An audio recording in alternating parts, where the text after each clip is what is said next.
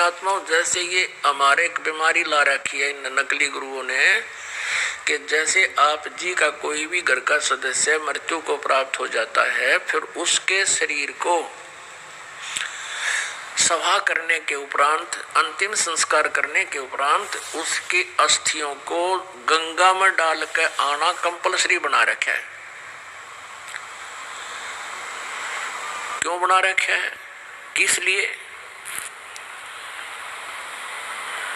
और ये कहते हैं तेरे पिता की गति नहीं होगी, तेरी माँ की गति नहीं होगी यदि वहां नहीं डाल का होगा। वहां फिर और ठग बैठे। यहाँ के भेजने वाले एजेंट अपना कमीशन ले लें और वहां बैठे वो जो गंगा में डलवाएंगे उन अस्थियों ने, वह न्यारे चार्ज करें। अपने आत्माओं, ये सब अज्ञान के कारण, तत्व ज्ञान के अभाव से हो रहा था। अब क्या होता है, जैसे एक व्यक्ति किसी किराए के मकान पर रहता है और उसको मकान मालिक कह देता है भाई मकान खाली कर दे, मुझे आवश्यकता है, तो उस समय वो छोड़ना जी ना करता। और इस मकान में तो यू अपना मान रहा, अपना पर्सनल मान रहा है, इस मकान में तो यू कई सैकड़ों वर्ष रहता है, तो इस मकान को ये छोड़ना नहीं चाहता, अपना मान बैठता है। उधर से भक्ति ना करने से ये प्रेत बन जाता है। प्रेत बनते ही इसका जो भी अकाउंट है जाते इसको मिल जाता है, कौन सी योनि प्राप्त होनी है, ये भूत बन जाता है। और उधर से क्या होता है कि वो घर वाले उनको फूक देते हैं, सवा कर देते हैं, तो वापस वो अपने घर पर आता, वो प्रेत बनकर। अब घर वाले तो उसको देख नहीं सकते, उसमें आवाज नहीं, वो सुना नहीं सकता, वो वहां धक्के खा के फिर देखता मेरा शरीर कहाँ है। वो जाता शमशान घाट पे। तो इतना इसको ज्ञान होता है प्रेत को कि ये अस्थि मेरी है, ये नहीं है। तो अगर वहां उसको कोई अपनी अस्थि मिल जाता है, यो हार्ड ना जड़ा हुआ, उसको चिपक जाता मेरा है, यो मेरा कति चिपट जाए उसका। और ये सिद्ध ये क्या करते हैं, सेवड़े उन अस्थियों को उठा लाते हैं और वो अस्थि के साथ आता वो प्रेत, फिर वो उसको अपने जंतर मंत्र से जकड़ लेते हैं, अपने अधीन बनाकर फिर वो दूसरों को दुखदाई हो जाते हैं। तो इस कारण से इसका उन्होंने निपटारा करवाने के लिए इन नकलियों ने ये सोचा कि भाई इन अस्थियां न उठाकर तुम वहां डालो, ऐसे गहरे जल में डाल दो जहां ये पितर प्रेत बनकर आवे तो उसका हाथ ना लगे, वो चपका नहीं और वापस तुम्हारे घर ना आ जावे, आसपास भी ना रहे। उनका उद्देश्य तो ये था। अब उससे क्या समाधान हो गया, वो तो बनना था, वो बन चुका है। प्रेत बनना था या कोई पशु पक्षी बनना था, वो तो बन चुका है अपने पूर्व संस्कार से। अब वो नकीते ठाकर डालने जाओ, प्रेत वो बन ही चुका है। तो ऐसी हमारी ऐसी वृत्ति है इस जीव की। उसी आधार से सुखदेव वाली आत्मा का संस्कार ऐसा था कि उसने गंदे अंडे में ही ऐसे उसका अंडा नष्ट हो गया और उसके वो चिपका रहा अपना जान के, मेरा है मेरा है। यह वृत्ति है हमारी। अपन आत्मा जैसे बच्चा गर्भ में आते ही माता को अपनापन हो जाता है और किसी कारण से वो गर्भपात हो जाता है तो बहुत रोती है कि मेरा था मेरा था। ऐसे ही उस अंडे को गंदा होने पर भी उसने अपना मान रखा था, चिपका बैठी थी आत्मा मेरे, उसका संस्कार ऐसा था।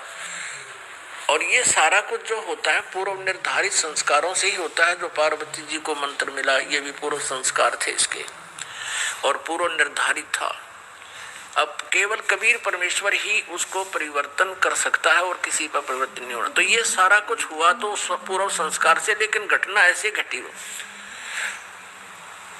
तो वो अंडे को जो चिपका में बैठा था वो सुखदेव वाली आत्मा, इसी प्रकार जो ये अस्थियां उठाने की बीमारी लगाई इन लोगों ने इस उद्देश्य से लाई कि जब जय उल्टा आ गया तो वहां शमशान घाट पर बैठा रहेगा।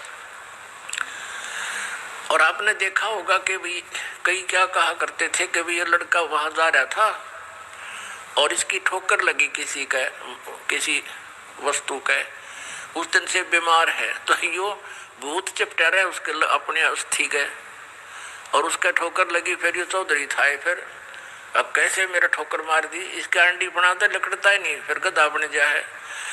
तो वहां उनको दुखदाई होता था, इसलिए उन्होंने ये समस्या हल कर दी कि अस्थि यहाँ से फेंक दो कितना, यू एक स्थान पर ना चपका रहा अंडे का धक्के खानता कि तो और धक्के खा लेगा, बाहर चला जाएगा। ये उद्देश्य था।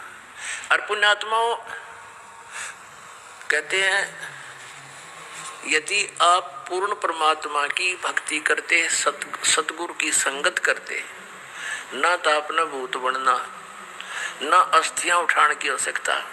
और आपने यो नाम ले रखा तो कितनी ठोकर लागो, कितने कुछ जाओ, चौराहे पर कांडो तुम, और बर्फी खाते हुए आपके निकट कोई भी नहीं आ सकता, क्योंकि ये समर्थ की शक्ति है। एक भक्त बता रहा था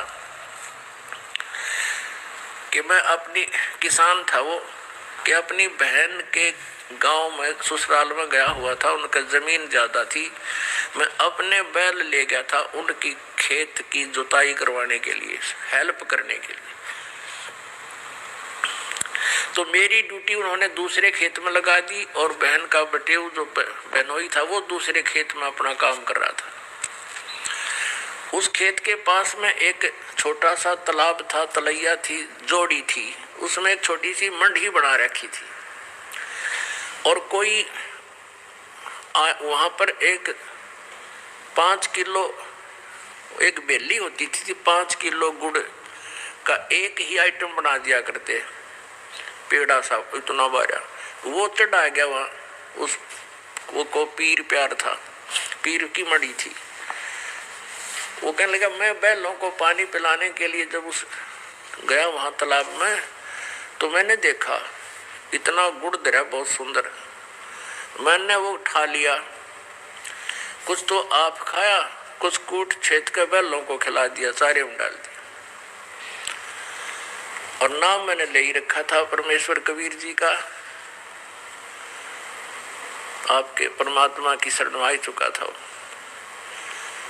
तो फिर मुझे वो इतनी दूर दिखाई दिया, एक दोपहर के समय वहां बैठा था मैं, कम से कम 50 फुट की दूरी पर एक 3 फुट का आदमी, सफेद दाढ़ी, सफेद कपड़े और नो आंखें लाल कर रहा, कहने लगा तू ठाडे की शरण में था, ना तेरा बक्कल तारू, उतने मेरा गुड़ खा लिया। तो तगड़े की शरण में था इसलिए बच गया, ना तेरा बक्कल तारू, तूने मेरा गुड़ खा लिया। ये भूत बेटी के बाप खावे कुत्ते, उनको भी यही आभास है कि मेरा है, बस दर्द मेरा हो गया भी। तो पुण्यात्माओं, आप समर्थ की शरण आ चुके हो, ये तो आपका असर करें को नहीं।